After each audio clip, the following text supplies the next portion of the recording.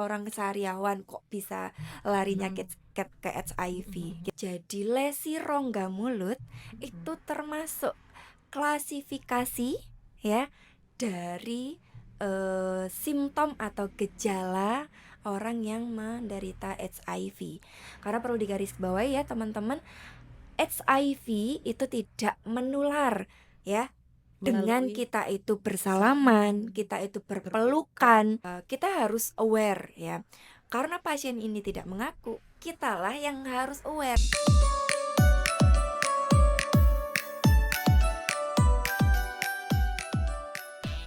Halo, Assalamualaikum warahmatullahi wabarakatuh. Kembali lagi bersama kami di Nice Podcast pada siang hari ini dengan saya Alda yang akan nemenin teman-teman ngobrol pada siang hari ini dengan tema HIV atau AIDS bukan penyakit kutukan. Ayo kenali tanda HIV atau AIDS dalam rongga mulut. Nah, untuk membahas topik yang seru nih, pada siang hari ini saya ditemani oleh Dr. Gigi Yeni. Mungkin sebelumnya kita dengarkan dulu perkenalan dari Dr. Gigi Yeni. Baik, selamat siang Mbak Alda. Selamat siang Dokter. semuanya. Perkenalkan saya Dr. Gigi Yeni Puspitasari, spesialis penyakit mulut. Oke, keren nih, spesialis penyakit mulut ini. Kadang HIV dan AIDS ini mungkin nggak pernah terpikirkan oleh kita ya teman-teman ya, kalau ternyata itu nyambung. Ya kalau saya pribadi mau banyak tanya nih sama Dokter Gigi nih pada hari ini nih teman-teman. Jadi sebelumnya itu HIV sama AIDS itu apa sih dokter? Oke, ya kita mulai dari pengenalan terkait HIV dan AIDS. Jadi kalau HIV itu kepanjangannya adalah Human Immunodeficiency Virus, yaitu agen virusnya yang menyebabkan penurunan sistem kekebalan tubuh. Sedangkan kalau AIDS kalau AIDS itu di mana kondisi atau stadium lanjut ya dari orang yang dia terpapar HIV. Seperti itu. Nah, di mana AIDS ini orang-orang yang dia itu mengalami AIDS ini, dia itu sudah mengalami penurunan sistem kekebalan tubuh secara drastis. Seperti itu. Jadi HIV itu adalah virus yang menyerang sistem imun kita ya dokter ya. Oke. Kalau untuk penyebabnya itu apa sih dokter? Sebenarnya kalau penyebabnya itu tadi virus AIDS. Virusnya ya. Atau Human Immunodeficiency Virus. Nah, kemudian bagaimana untuk cara penularannya? Kenapa kok orang itu bisa tertular HIV gitu ya? Nah, ada beberapa cara atau rute ini bagaimana HIV ini bisa menularkan ke seseorang. Yang pertama adalah dengan cairan. Cairan ini ya bisa cairan semen ya, bisa cairan vagina ataupun darah. Nah, biasanya tertular pada saat orang melakukan hubungan seksual ya, yang dia itu bergonta-ganti pasangan ya, atau bukan dengan pasangan sahnya. Kemudian yang kedua, kalau dari darah bisa pada donor darah atau transfusi darah. Nah, kenapa di Indonesia sendiri ya, pada saat transfusi darah itu sangat ketat sekali protokolernya ya, supaya salah satunya tidak menularkan tertular virus HIV. Kemudian yang ketiga adalah dengan jarum suntik ya, jarum suntik yang dia itu sudah sudah dipakai oleh penderita HIV ya, kemudian dipakai oleh orang lain ya. Biasanya pada orang-orang yang dia itu menggunakan narkotika jenis suntik secara bergantian. Seperti itu. Kemudian untuk rute yang keempat atau jalur yang keempat itu jalur ibu ke anak. Biasanya pada orang tua atau ibu yang dia itu mengandung, kemudian dia itu dinyatakan positif HIV. Nah, lalu dia melahirkan secara prevaginal atau secara normal. Itu sangat tinggi resiko anak ini bisa terinfeksi virus HIV dari ibunya. Seperti itu, Mbak Alda. Oke, jadi ternyata banyak ya teman-teman ya yang menyebabkan atau penularannya itu. Jadi, tapi kembali lagi seperti tema kita teman-teman, itu bukan kutukan ya. Kadang nggak semuanya yang kena itu memang dianya nakal atau apa, belum tentu. Kadang dapat dari orang ya dokter ya. Benar. Nah, yang lebih ini ya temanya adalah HIV itu Bukan bukan kutukan. kutukan. Memang HIV itu bukan kutukan ya. Jadi kita harus tetap merangkul ya orang-orang, istilahnya itu adalah ODA, Ya, orang ODHA. dengan HIV gitu ya. Singkatannya itu adalah ODA. Kita tetap harus merangkul. Karena perlu digarisbawahi ya teman-teman, HIV itu tidak menular ya. Dengan Melalui kita itu bersalaman, kita itu berpelukan, ya, kita itu misalnya berbagi ini. berbagi makanan, ya, itu tidak menular, ya. Itu yang kadang tuh orang itu aku nggak mau berteman sama dia, aku takutnya ketularan, Ketularan. ya. Itu tadi ada 5 jalur ya. Cara bagaimana HIV itu bisa tertular. Jadi kalau misalnya berpegangan tangan, bergandengan, berpelukan, saling berbagi makanan, tidak menular gitu. Jadi tidak mempengaruhi hubungan sosial ya seharusnya ya teman-teman ya. Kalau tanda-tanda terpapar virus atau sudah kena AIDS-nya dalam rongga mulut apa sih dokter? Nah ini ya, ini kalau tadi edukasi untuk masyarakat, kalau ini juga bisa untuk kita teman sejawat dokter gigi ya. Nah, perlu diingat teman-teman ya, jadi lesi rongga mulut itu termasuk klasifikasi ya dari simptom atau gejala orang yang menderita HIV. Kenapa pada orang dokter gigi ya, kita membicarakan dokter gigi dulu ya. Kenapa dokter gigi harus memiliki pengetahuan tentang manifestasi rongga mulut orang yang mengalami HIV? Karena memang lesi rongga mulut itu termasuk salah satu klasifikasi ya, simptom atau gejala dari HIV ya. Ada banyak sekali nih Mbak Alda kalau kita membicarakan. Karena ya biasanya pasien itu banyak nih. Ini sharing sambil sharing ya, sambil sharing pengalaman ya. Banyak nih Mbak Alda, pasien-pasien saya ini ya, dia itu nggak sadar kalau dia itu menderita HIV. Nah, dia itu biasanya kenapa nggak sadar? Karena yang dia mengeluhkan ya, yang dia keluhkan itu adalah keluhan di rongga mulut. Kan pasti orang awam kan nggak mungkin lah orang sehariawan kok bisa larinya ke HIV gitu kan. Nggak mungkin lah orang cuman angular cheilitis atau luka pada sudut mulut itu larinya ke HIV. Oh jangan salah gitu ya. Nah ini kita masuk ke manifestasi di rongga mulut pada orang-orang yang mengalami HIV. Biasanya ya, atau bukan biasanya, lebih sering ya, orang-orang yang dia mengalami HIV manifestasinya itu satu, sariawan yang dia itu menetap atau recurrent. Jadi hilang sembuh seperti itu. Kemudian adalah angular cheilitis atau luka pada sudut bibir. Ya, jadi itu bukan kering biasa ya dokter ya? Nah itu memang berbeda harus juga ya. digali lagi gitu kan, ada pemeriksaan lebih lanjut gitu ya. Kemudian yang ketiga adalah infeksi jamur atau sering kita sebut di medis itu kandidiasis. Ya, jadi kandidiasis itu apa? Kandidiasis itu adalah infeksi jamur yang gambaran klinisnya atau tampakan klinisnya itu adalah bercak putih yang kalau misalnya ini bayangannya, kalau kita minum susu nih teman-teman ya, susu kemudian didiamkan, itu kan ada endapan selapis putih gitu di atas ya, warnanya putih kekuningan. Nah warnanya seperti itu, infeksi jamurnya tuh warnanya seperti itu ya.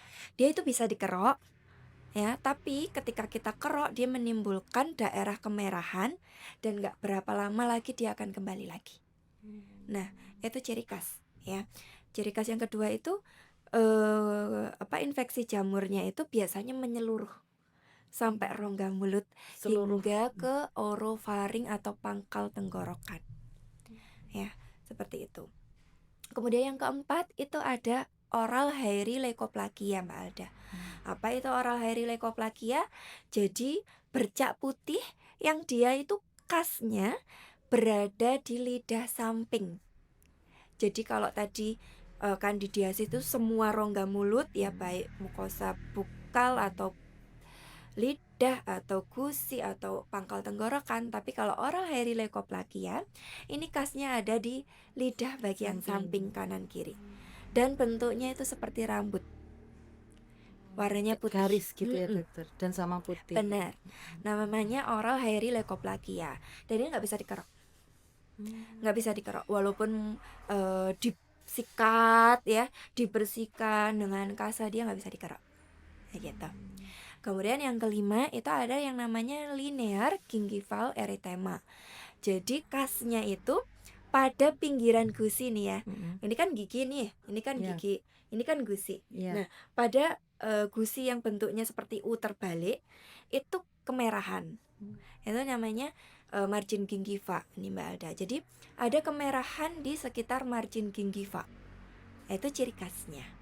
Nah, kemudian ciri khas yang keenam itu yang paling parah ya. Itu ada sarkoma kaposi.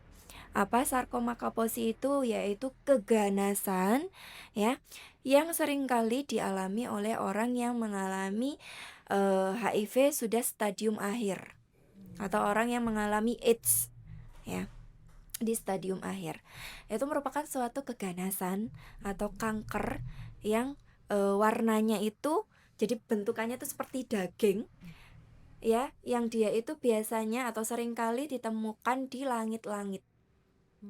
Ya, bentukannya itu seperti daging di langit-langit rongga mulut, warnanya itu merah keunguan, yang apabila itu dia dibiarkan, dia akan berlanjut dan bisa menembus sampai ke tulang hidung.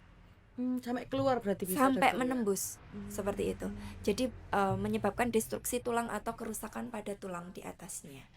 Nah, itu sebenarnya banyak ya, tapi kita sebut 6 dulu kita.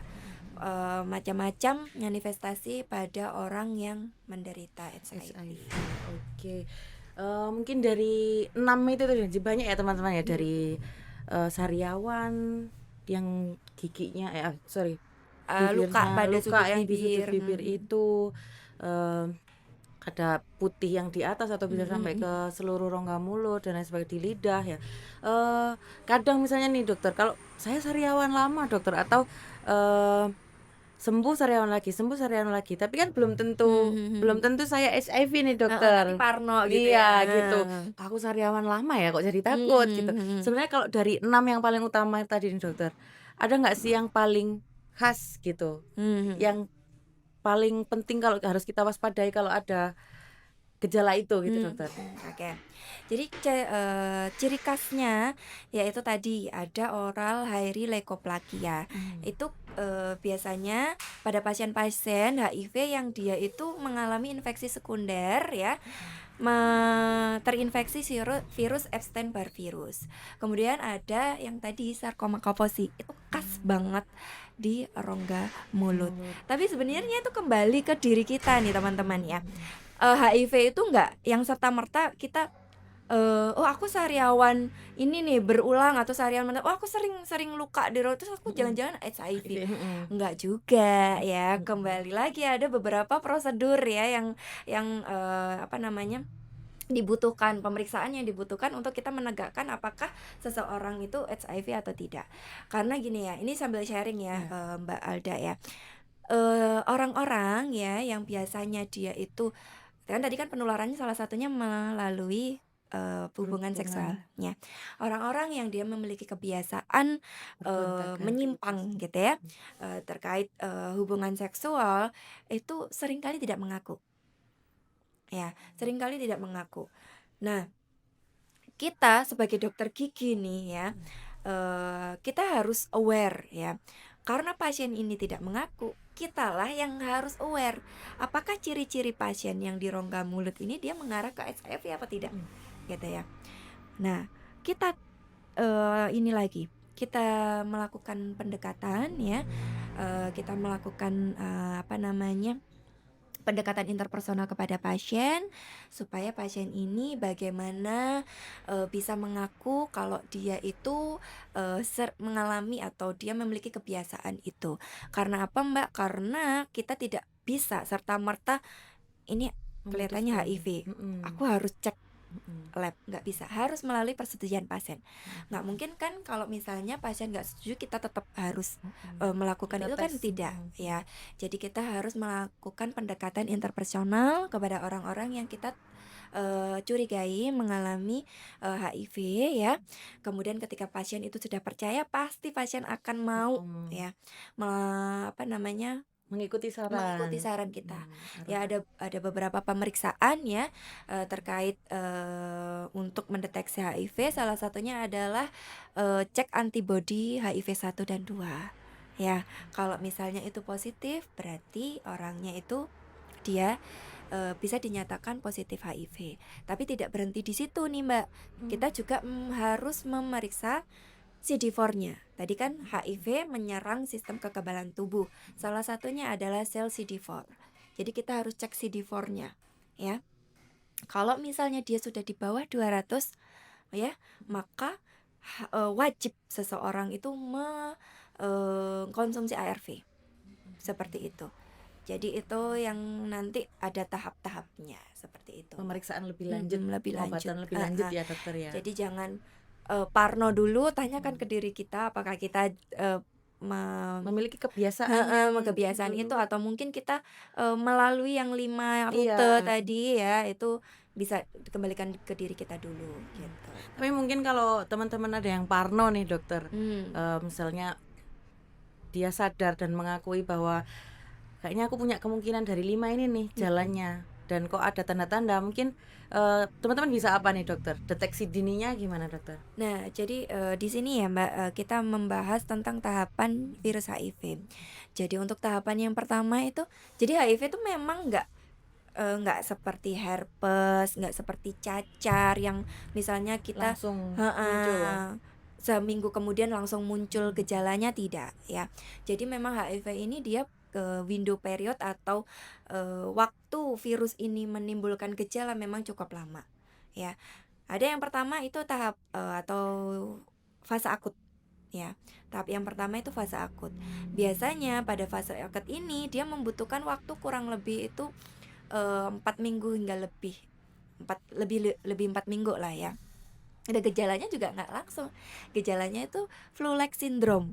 Jadi seperti orang flu gitu ya, Iya ya. seperti meriang, demam, nyeri tenggorokan, Lemas gitu. heeh, lemas, kecapean. Nah, jadi orang pasti menganggapnya Sakit yang normal-normal heeh, aja. flu aja mungkin Mhm. saya.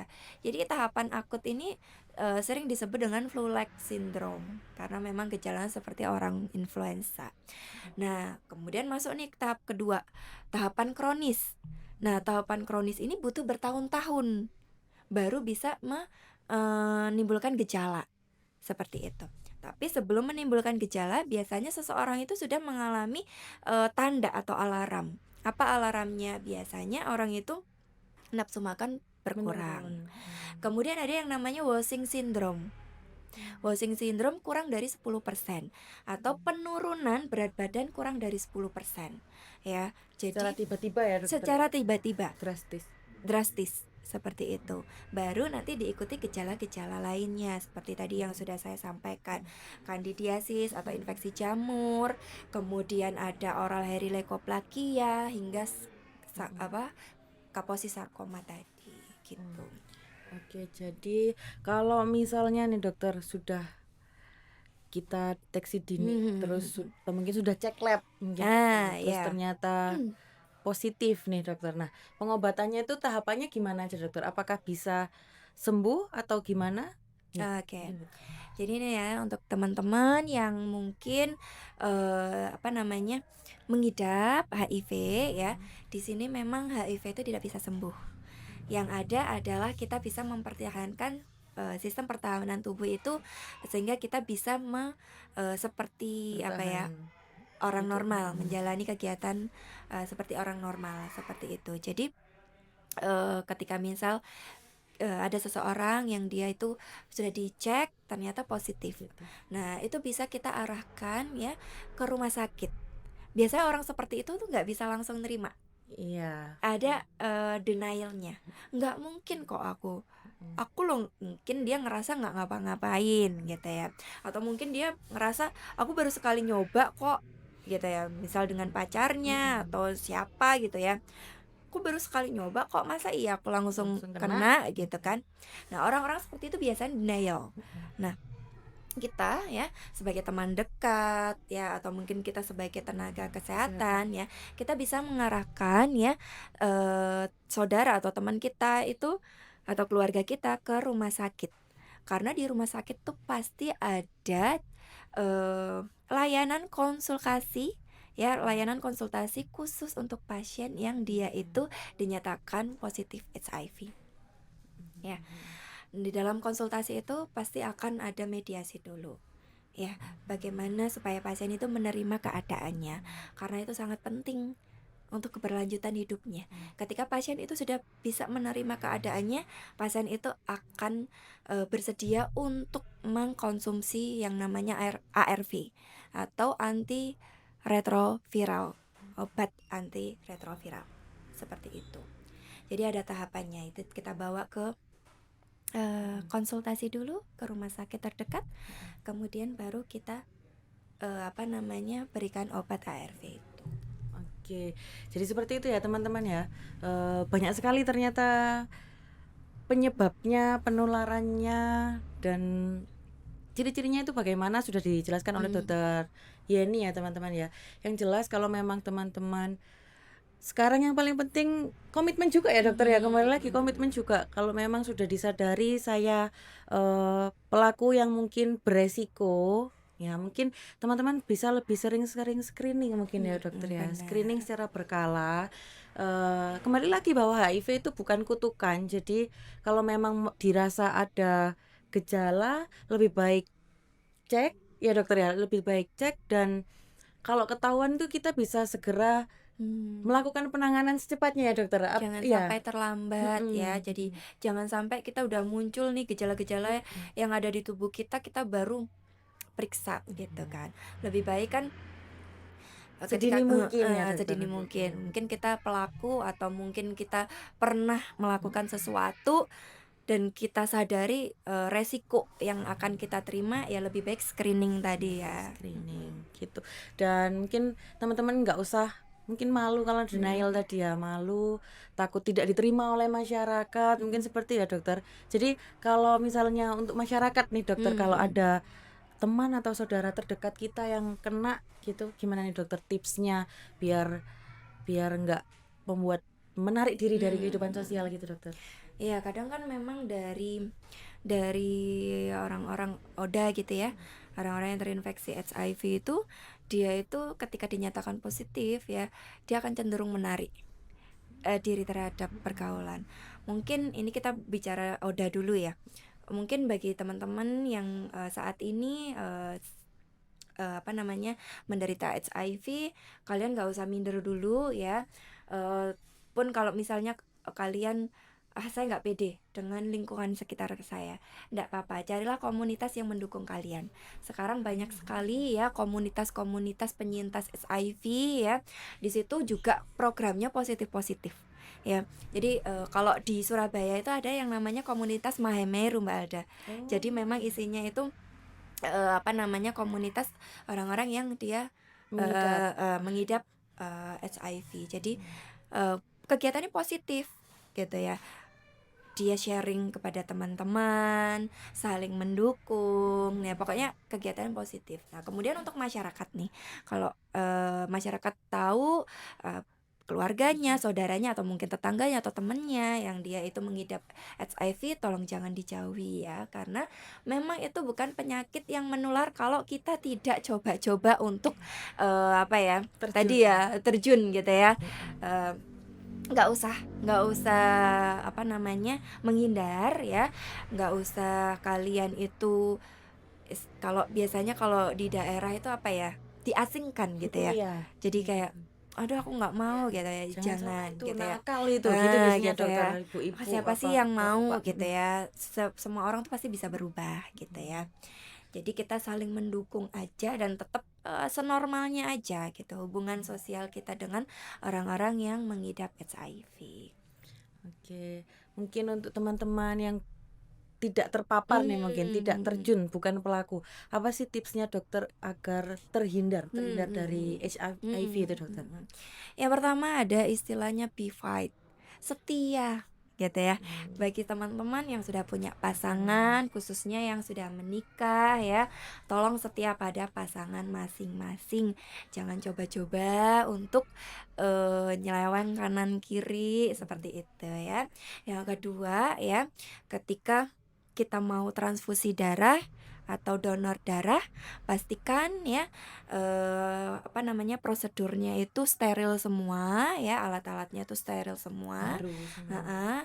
Kemudian yang ketiga, jangan coba-coba kita bergantian jarum suntik ya. Jangan coba-coba kita menggunakan narkoba ya, khususnya yang menggunakan jarum suntik bergantian ya. Terus yang keempat ya, bagi ibu-ibu yang mungkin sudah tersuspek ya, bukan suspek ya, sudah positif makanya sudah dinyatakan SIV ya, jangan berkecil hati. Kita tetap bisa melahirkan anak kita ya, tapi mungkin jangan secara provaginal ya, karena resikonya lebih tinggi ya. Jadi ikutin saran dari dokternya bagaimana bagusnya supaya anak kita itu sehat dan selamat seperti itu. Jadi memang Oh iya, bahayanya tadi ini. kalau nggak salah Fedelnus ya, yang jadi hidungnya itu. hidungnya gitu. Jadi memang ternyata bahayanya sangat luar biasa ya teman-teman ya dokter ya. Khususnya bagi kita perempuan berarti ya dokter ya, harus pintar-pintar, pandai-pandai mencari pasangannya, juga memilih pasangan, jangan salah pasangan ya guys ya, kalau katanya lagunya yang tren sekarang. Makanya kenapa kan kalau program pemerintah sebelum kita menikah itu ada screening dari puskesmas ya. Jadi screeningnya itu meliputi hepatitis dan yang kedua adalah HIV gitu. Jadi supaya kita tahu ya. Sama Yang HPSAG. screening juga bukan cewek aja ya, Iya, yang cowok cewek juga cowok. gitu. Oke, mungkin banyak ya teman-teman yang sudah kita dapatkan dari dokter Yeni ya. Jadi HIV itu kembali lagi bukan kutukan, macamnya, ciri-cirinya yang ada di rongga mulut itu juga banyak, sudah dijelaskan oleh dokter Yeni. Cara penularannya, kalau memang sudah terpapar harus bagaimana. Jadi teman-teman jangan ada yang insecure ya, mungkin insecure itu wajar, pasti ada, tapi marilah kita sadar akan kesehatan diri kita sendiri, apalagi kalau memang sudah terpapar, biar nggak semakin ini ya. Mungkin terakhir nih dok, ada pesan-pesan nggak untuk teman-teman yang dengerin di sana? Oke, pesan-pesannya untuk teman-teman ya, bagi kalian yang mungkin ya terinfeksi atau pengidap HIV ya, jangan minder ya, tetap lakukan aktivitas seperti layaknya orang normal. Hanya saja di sini yang perlu digarisbawahi adalah rutin mengkonsumsi ARV ya, karena ARV di sini penting untuk menjaga stabilitas atau meningkatkan sistem imun kalian seperti itu. Kemudian yang kedua, untuk teman-teman yang diberi nikmat sehat gitu ya, diberi nikmat sempurna ya, jangan coba-coba ya untuk berperilaku menyimpang atau berperilaku yang bisa beresiko terkait infeksi HIV seperti itu. Satu lagi nih dokter, kelupaan mungkin ya. Jadi ARV itu di rumah sakit dokter atau bisa didapatkan di mana dokter? ARV itu bisa didapatkan di puskesmas atau di rumah sakit seperti itu. Jadi memang pada pasien-pasien HIV biasanya diberikan waktu kontrol ya gitu. Jadi kontrol untuk mengambil obat tersebut dan juga kontrol untuk cek CD4-nya gitu. Jadi untuk pengobatannya tidak selalu dirujuk ke rumah sakit ya dokter ya. Untuk pengobatannya bisa dari puskesmas. Oke, luar biasa sekali topik kita pada hari ini ya teman-teman ya. Semoga dari apa yang sudah disampaikan oleh dokter Yeni bisa bermanfaat, bisa menjadi pelajaran untuk kita, bisa menjadi pencegahan untuk kita tahu pencegahannya bagaimana agar tidak terpapar. Mungkin kurang lebihnya yang kami sampaikan, mohon maaf. Assalamualaikum warahmatullahi wabarakatuh. Sampai jumpa di episode selanjutnya.